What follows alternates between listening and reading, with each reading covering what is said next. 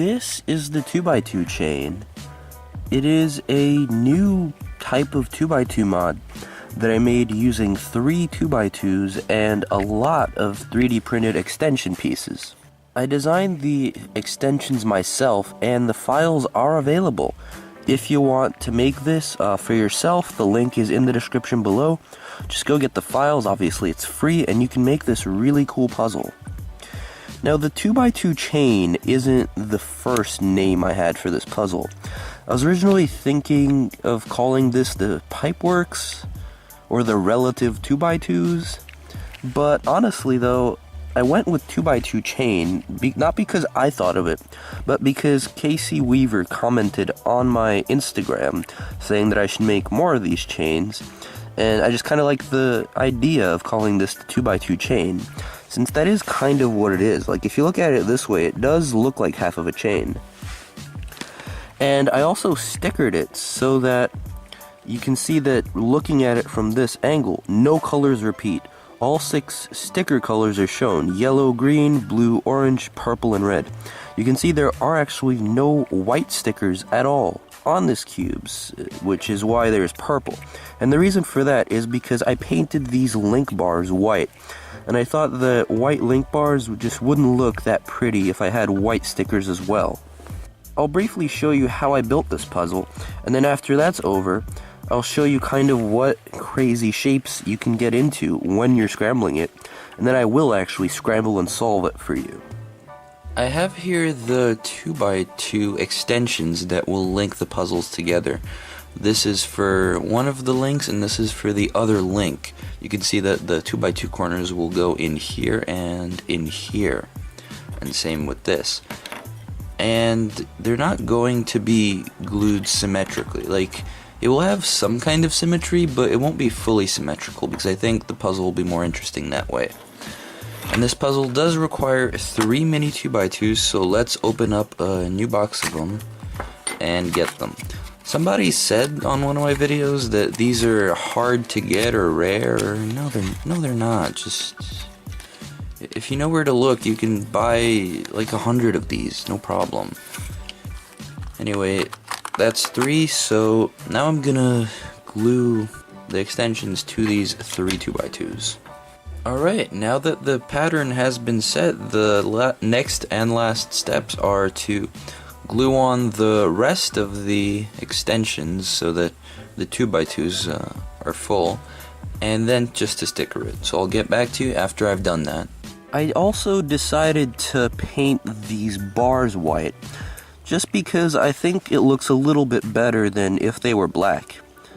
I think another color could have been fine, like green or something, but the only paint marker I had a lot of was white.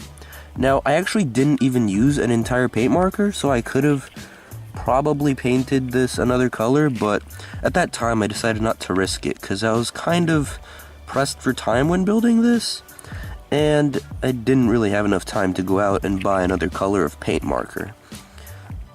And the stickers, I don't know if you've noticed, but yes, there are stickers around the connections. And no, they're not defying the laws of physics or anything. Each of these ring stickers is actually made up of 2 separate stickers that I put together, so that from a distance it looks like it's just one sticker. Now, these 2 outer 2x2s actually work just like 2x2s. They're never really bandaged at all because they only have a single connection. The only kind of quirk with the outer 2x2s is that if you turn the puzzle like this, then like that, you can see that they intersect with each other if you try turning this 2x2 like that. So you can't make this turn. But that's more of a thing that you run into when solving the inner 2x2. And if you're just turning the outer 2x2s, it really has nothing to do with it. And in fact, you can just keep the bar in the bottom right corner and just do R's, U's, and B's and not have to worry about the bar at all. The real fun is this inner 2x2, which obviously isn't internally bandaged. You can see that you can move it in all 3 of its axes right now. But the fun part is this external bandaging. you can see that I can't make that turn. Now, something I'm really appreciative for is that somebody, I believe it was Diogo Sousa, who pointed out that every time you get this kind of external bandaging, you can just make 3 moves in the other direction. And you can see that it's the same as if I had made that original blocked move. But the quirk with this is that, as I showed you earlier, sometimes these 2x2s block each other. And that's not something you can avoid just by doing 3 moves in the other direction. Because here, the bandaging has an effect after the turn is made, while this bandaging is only mid-turn. So the mid-turn bandaging, it makes sense, you can get around it. But if the bandaging occurs when the turn is done, then you simply can't get into that position. So now that I've talked to you about how this puzzle works, and I've kind of shown you the different interesting parts of its bandaging, I think it's time to give it a scramble.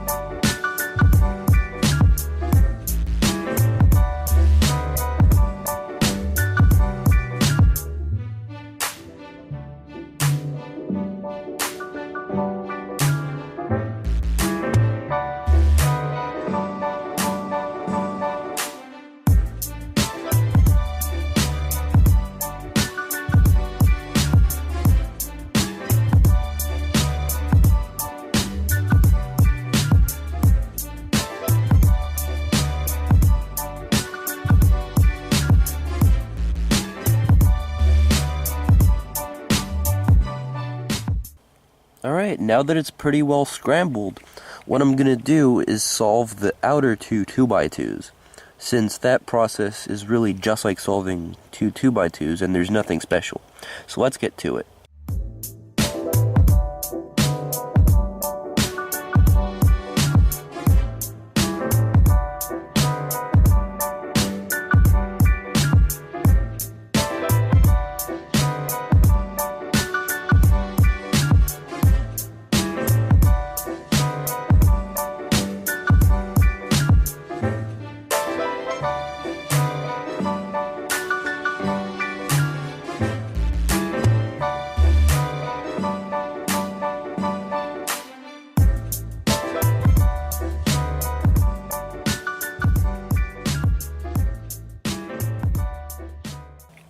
Alright, so you can see that I've solved the outer 2 2x2s, which solved just like a 2x2, and the only weirdness was the fact that sometimes the top 2 2x2s just moved around and made moves a little more difficult than they could have been.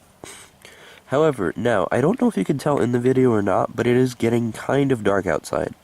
And I don't know how long it's going to take me to solve this central 2x2, so I'm going to take this video inside just so that I don't have the sun set on me in the middle of recording this solve. So I'll see you inside. Alright, here we are. So what I'm going to do now is pretty much just solve the inner 2x2 as a 2x2, and I'll tell you if anything occurs that is kind of out of the ordinary for a 2x2 solve.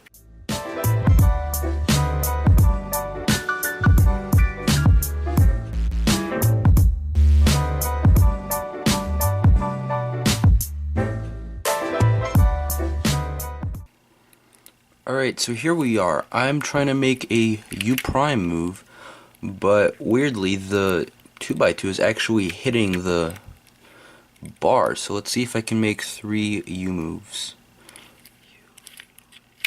Nope.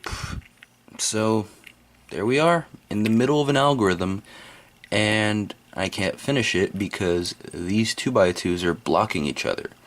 So I'll figure out a way around that and continue.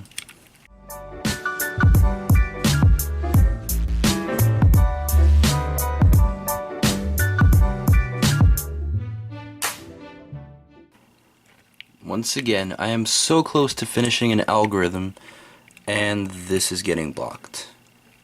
Bad.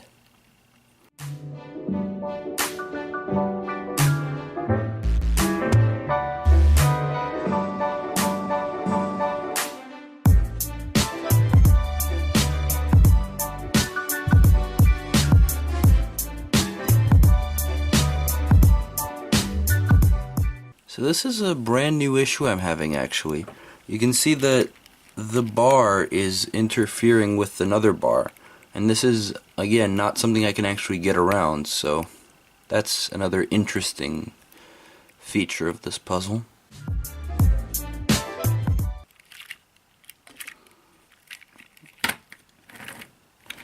Alright, finally this thing is solved. You might have noticed that I cut a little bit of the solve out of the time-lapse, and that's just because it actually took me a really long time to solve this. This has definitely been the longest 2x2 solve that I've ever done.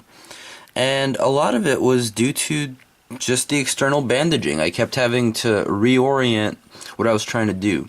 Something I did eventually notice is that it's much easier to solve it if you start with, in this case, either the orange or blue faces, because that way you kind of have to deal with the bars less as you're trying to do things on the last layer.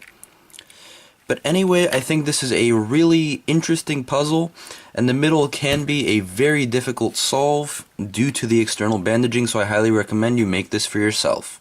Random final thought, something I thought was cool is that you can use the outer 2x2s to just turn this puzzle, like, without even touching it at all. But anyway, that's really all I have to say about this puzzle. Thank you all very much for watching, and have a good night.